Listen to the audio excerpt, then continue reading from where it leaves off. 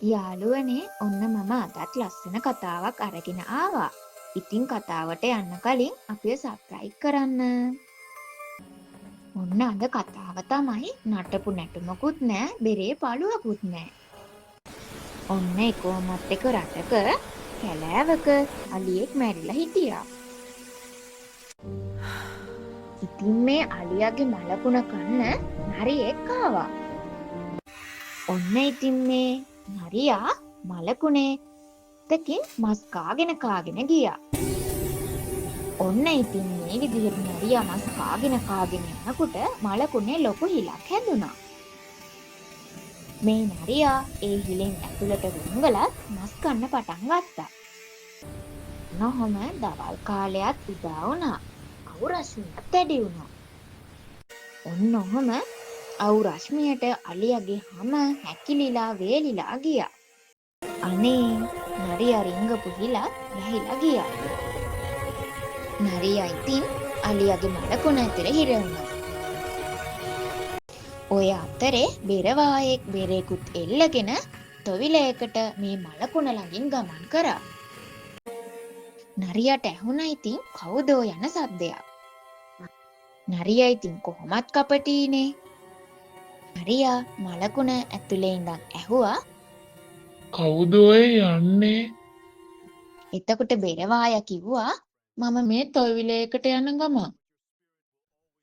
ඔන්න කපටි නරියා කිව්වා අවසරයකින් තොරව මගේ වැයිකේ යන්න උඹ කවුද? ඔන්න බෙරවායා බය වුණා. පේන්න කවුරුත් නැතිව කතා කරන්නේ යකෙක් හරි දෙවියෙක් හරි තමා. ගැත්තාට සමාව මැනවි. මම මේ අඩවියෙන් ගියේ නොදැනිවයි. මම මේ තොවිලයකට බෙර ගහන්න යන ගමන්. පෙර ගැහුවම උඹට මොනවද ලැබෙන්නේ? අනේ ඉතින් කන්න බොන්නත් එක්ක පොඩි ගතමනාවකුත් ලැබෙනවා.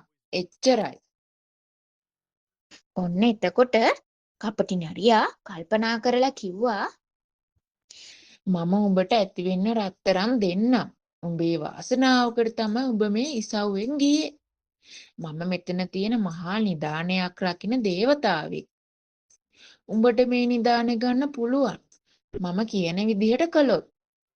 රත්තරන් වලට කෑදරකමේ බෙරවායත් කියන දේ කරන්න කැමති වුණා.